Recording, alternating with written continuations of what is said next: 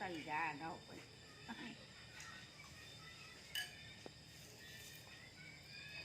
Bye.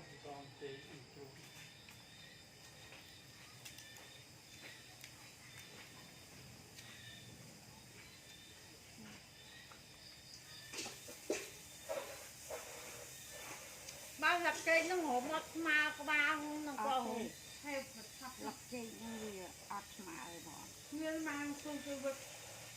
đừng được ba tụt ra hoàng phước vùng giờ món cái viên luôn Phật thắp chọc cây cái này viên men khoảng học cây này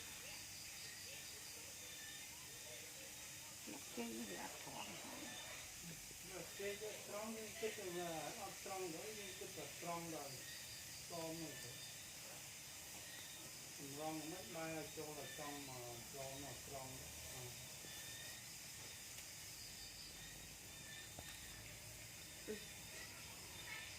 vì càng lập cái strong nó to càng